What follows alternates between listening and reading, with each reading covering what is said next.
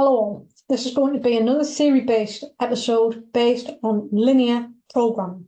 So in this video, we're going to cover how to solve any problems that arise, what can we define as being as a shadow price, what are the limitations of using linear program, and how can data and technology be used in line with programming linear equations. So the first thing that we're going to have a little look at is how to solve a linear problem programming. So why is linear programming necessary then? Well, if there is more than one scarce resource or constraint, then the decision-making technique used in the previous chapter is not going to be sufficient. So rather than focusing on those elements, we instead have to focus on mathematical techniques. This is going to allow us to determine the optimal use of scarce resources, which in turn is going to provide an optimal production mix for the products in the organization's portfolio. Simply the tools such as break-even analysis is not going to be enough for a business to make the sufficient and efficient decisions. So linear programming then is going to use algebra and simultaneous equations, and obviously these skills are needed to be able to work that out. So in order to solve a linear programming problem then, there are 5 steps that need to be taken. So step 1 is to define any variables. So each product is going to be given a letter in order to simplify any calculations.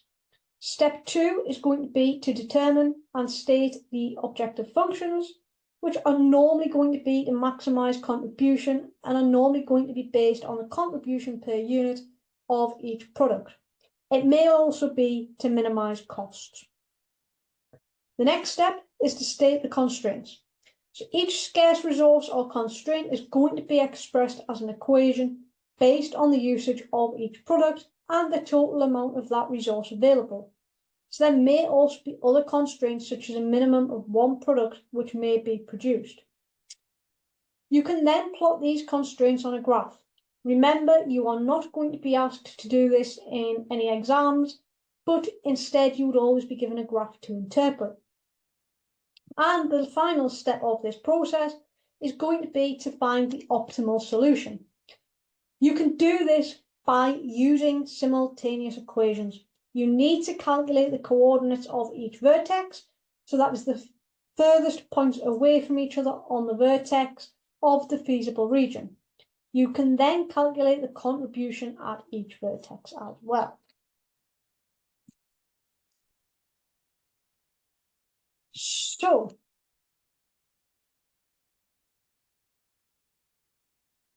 we've had a look at that. Just a few quick key terms that you need to be aware of. The first one, binding constraints. So the optimal solution is going to typically occur at the point of the intersection of 2 constraint lines. These are going to be known as binding constraints. For binding constraints, it is going to be the resource being used being equal to the resource that is available at the optimum point. Contrary, non-binding constraints do not pass through the optimal solution point, and the resource is not going to be fully utilized at the optimal point. The next definition is slack. So this occurs when the maximum availability of a resource is not used to the optimal solution point. Graphically speaking, it is going to occur when the optimum point does not fall on a given resource line. Binding constraints, slack is going to be 0. Gaining additional units of those resources is going to allow that optimal solution to actually be improved. Similarly, if another department was to want those resources, then it is going to result in a lower contribution. If, however, you have a non-binding constraint, the optimal solution is not going to be on them lines. This is going to make way to the fact that the resources are not going to be fully utilized, and therefore there is going to be some slack.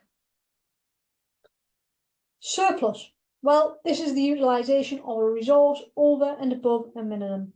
So these will tend to arise in minimization of cost problems. So shadow prices is a big thing then in management accounting when we are talking about decision making. So what is a shadow price? Well, it is the increase in contribution that could be created by having one more unit of the limiting factor at the original cost. It is the opportunity cost of not having the unit available. Binding constraints are always going to have a shadow price. Non-binding constraints, however, will not have a shadow price, and this is because slack already exists there. Ultimately, it represents the maximum premium over and above the normal price that the firm should be willing to pay for one extra unit of each constraint. Well, how do we calculate the shadow price? Well, the shadow price of a resource can be found by calculating the increase in value, which is usually going to come from the extra contribution, to be created by having one additional unit of a limiting resource at its original cost. So the simplest way that you can calculate the shadow price is to take the equations of the straight lines that intersect at that optimal point, add one unit to the constraint concerned, and leave the other critical constraint unchanged. Use your knowledge of simultaneous equations to derive a new optimal solution, and then ultimately calculate the revised optimal contribution and compare to the original contribution calculated. That increase is going to show the shadow price.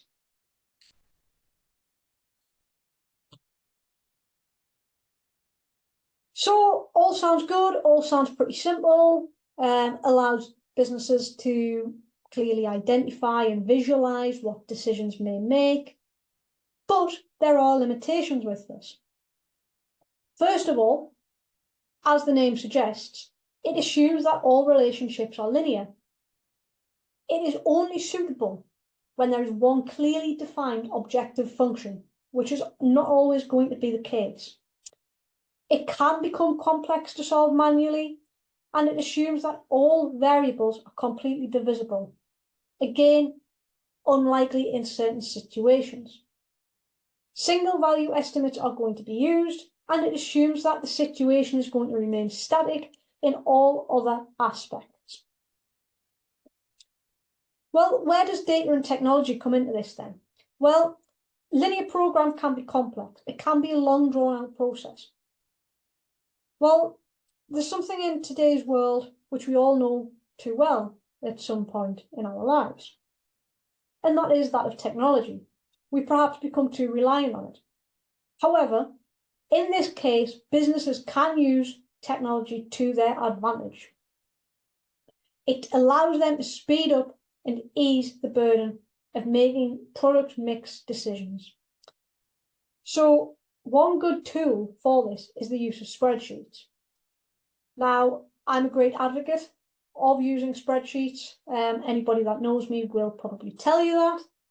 And they are a very helpful tool, but they do have their disadvantages as well. So the advantages are then, well, they're easy to use, they're pretty simple. You can work with very large volumes of data without it being a problem. You can use a formula for a what-if analysis to be done within minutes. You get to see your results in a visual way, so you can put them in charts if you wanted to, and it's also an easy distribution of results. However, yes, they may be quick, but they do sometimes take a long time to actually produce and develop, simply because you are putting all those formulas in and getting it ready to work in the long run. There may be design issues or errors. There could be security issues, data input errors. Just as with the manual bookkeeping system, you have to input the figures as a person. Human error is inevitable at times. It is not going to take into account any qualitative data, so that still has to be done by hand, and it is not going to make the overall decision for you. That is something that you would have to make yourself. Data visualization then. Well, this allows large volumes of complex data to be displayed in a visually appealing and accessible way that facilitates the understanding and the use of any underlying data. So in hindsight then, digital visualization sounds like a good tool. It allows us to identify patterns and trends quite easily, and it allows intuitive and user-friendly extraction of data. You do not have to be a genius in order to work with technology. Because of this, it could lead to improved performance because your KPIs are more accessible. Managers can see what kind of action should be taken. Drawbacks of this then, very little to it other than it can lack detail, but as with hand, it depends how much you put into it. And it can also give inaccurate conclusions if you aren't too careful. Non-financial data then, when dealing with product mix decisions.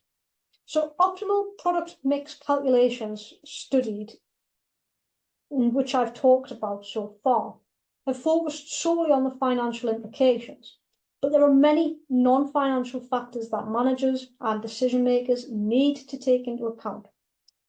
You cannot form these when dealing with spreadsheets. You cannot form these when dealing with the numbers.